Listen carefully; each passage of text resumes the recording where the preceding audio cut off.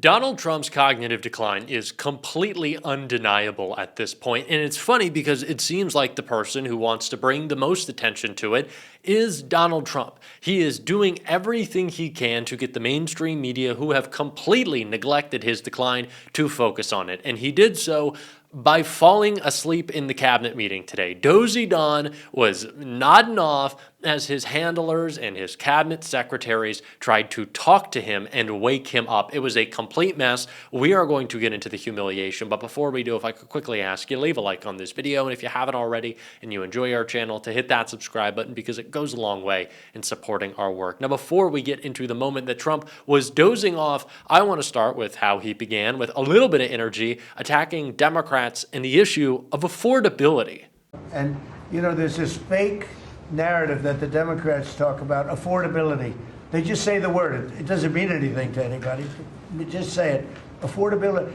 I inherited the worst inflation in history. There was no affordability. Nobody could afford anything. The prices were massively high. Do you remember when we took over eggs? You did a great job on that, Madam Secretary. Agriculture, Brooke. Eggs were 4 or 5 times higher than they had ever been.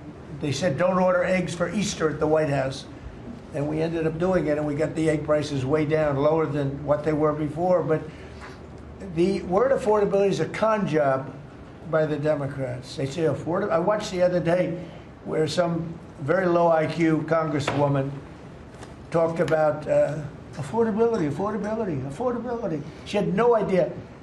Their prices were much higher. Prices have never been higher, and Donald Trump is taking the opportunity to attack people struggling with the crisis of affordability, saying that it's fake, that it's political, that the Democrats, they're talking about it too much.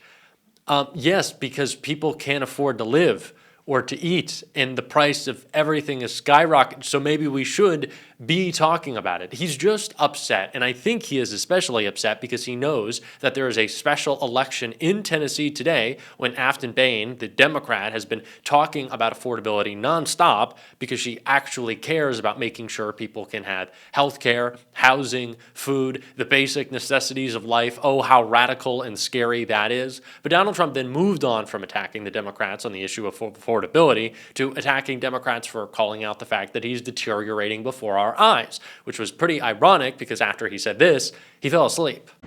I took my physical. I got all A's, everything. But they said to me, would you like to take a cognitive test? I said, is it hard? They said, yes. I said, well, I'm a very smart person.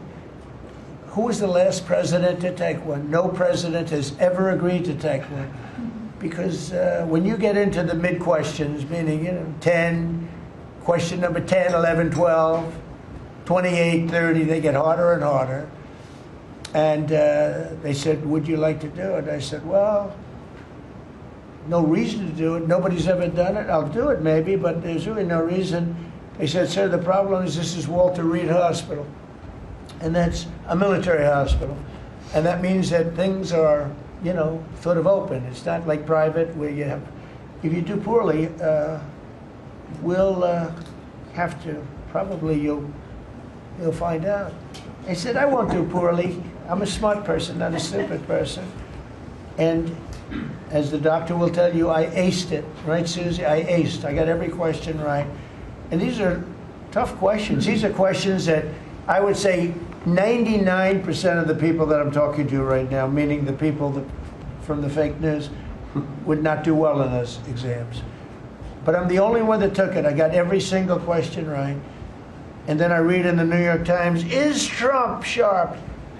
Trump is sharp. But they're not sharp. That's why they're going out of business, the New York Times. I hear that they're losing so much money, it's ridiculous. This story just reeks to me, and it is funny that Trump continues to give us more details that are ultimately hurting him and raising more questions.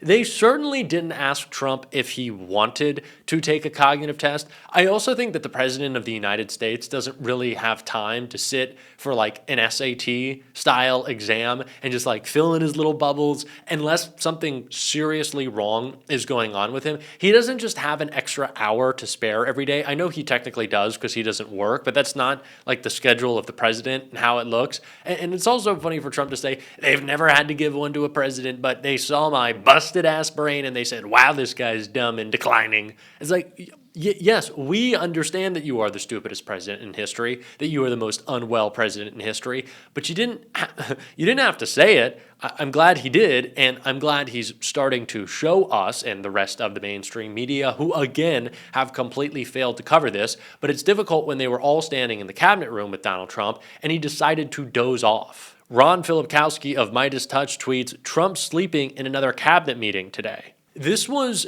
truly hysterical to watch because, as you can see, Donald Trump is just kind of fading in and out, and the eyes are kind of, but he's wobbling a little bit, and they're barely open, and then they're back closed, and he's all tired, and oh my gosh, he had to stay up all night. What did he post? 160 times on Truth Social last night. So little Donnie had a big day of posting, and now he's all sleepy, tired. He can't even get through a cabinet meeting. Oh, it's so difficult to rant and rave and then to have to listen to J.D. Vance and listen to Pete Hegseth, and he's got all that alcohol in his breath, so you kind of want to lean away. But of course, Donald Trump is falling asleep in cabinet meetings. We have seen the decline every single day of this administration, and there's really nothing that the mainstream media can do to avoid covering this anymore. I know they don't want to, but literally Donald Trump's own handlers recognized that he was falling asleep. So I think the media should recognize that he was falling asleep. Listen to Scott Bessent trying to wake him up and keep him engaged as he dozes off. Inflation led by energy prices is going to roll next year.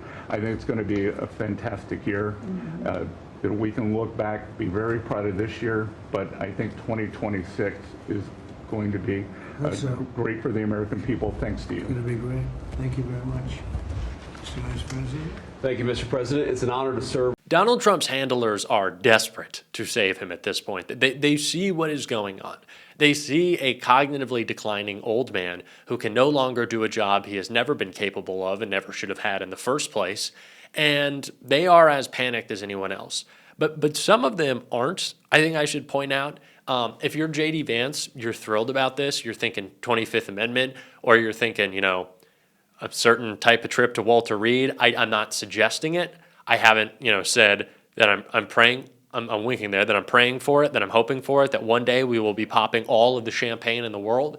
But J.D. Vance is thrilled about it. Do you know who's really thrilled about it? Stephen Miller, because he's already running the show, and it gives him an opportunity to do so even more.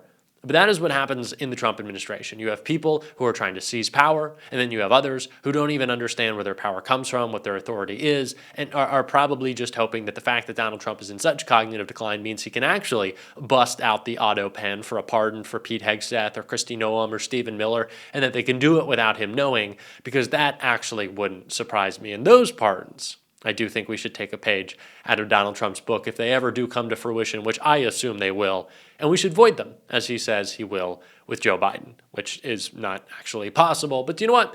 Anything is possible if it means holding these people accountable. But Trump, in his elder state, in his falling apart edness, decided he'd have a little burst of energy for just a moment when he decided to talk about more health-related issues and something obviously near and dear to his heart, which is the fat drug. So we're paying, as an example, for let's go with the fat drug, FAT, for fat people. Anybody use it at the table? Don't ask. But the fat drug was $135. Think of that. For certain people, $1,300 for certain countries, $1,300 in New York. So in New York, it was $1,300. And in London, it was $135. And a friend of mine called me, he said, what is this? Why is it? He got used to paying $1,300. Well, now what we have it down to is, Bobby, what's the number? Like 150 or something? We have it down to a low number, don't we? Yeah, it's around 100, 125, 150. Yeah, think of that. So we got it down from $1,300 to $125 to $140, depending on various countries. Remember when Donald Trump announced in front of the world that one of his very rich friends, very rich and high-profile friends, was on the fat drug? And it was so obviously Elon Musk. Yeah, I think we should have known back when we were doing Hannibal Lecter, multiple times a week that the man was in cognitive decline. I certainly did. I talked about it. We warned about it. I know y'all might get annoyed with me saying it at this point, but the mainstream media's failure to cover Donald Trump and his declining health is such an embarrassment, especially in contrast to that being all that they wanted to talk about during Joe Biden's presidency. And it makes me think about a clip that I've referenced a couple times because it's really just stuck with me and annoyed the shit out of me, of Abby Phillip, who I think does a good job on her show, even though I don't like the debate style of that show. I don't like any show with a lot of Scott Jennings, but said, very much reminiscent of Trump, that she was a little tired. Oh, big yacht. A little tired of talking about Epstein. Are you tired of talking about Epstein, the biggest scandal in presidential history, and you're just ready to move on? We talked about Joe Biden's shoes, his tennis shoes, for a week straight. Donald Trump is constantly falling apart. You don't want to talk about it. He even wants to talk about his health. But you always find something new, like, is he in good health? Biden was great, but is Trump in good health?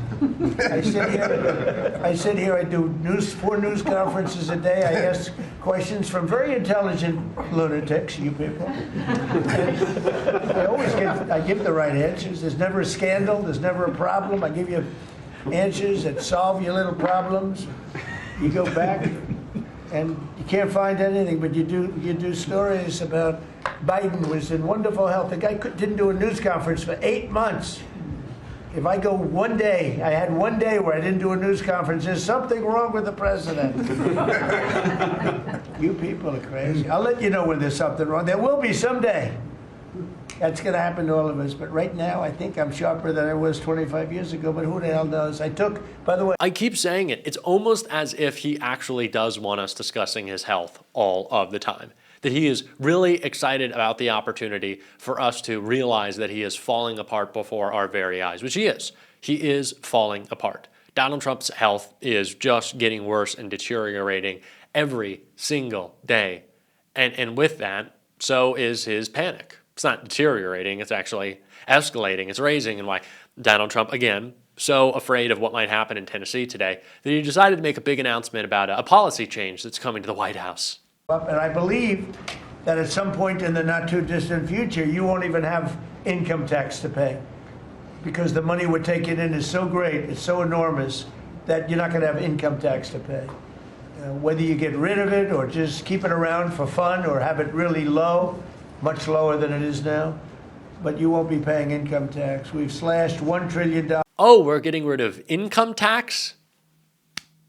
Yeah, okay, sure. That is the level of panic that this White House is at. We're at the no more income tax panic level, but I guess I really just don't think I should be surprised by anything anymore, but I should be calling it all out, which is what we're going to be doing on this show. And if you want to support that, as always, you can hit that subscribe button, leave a like on this video. If you stuck around at the end, drop a blue heart in the comments.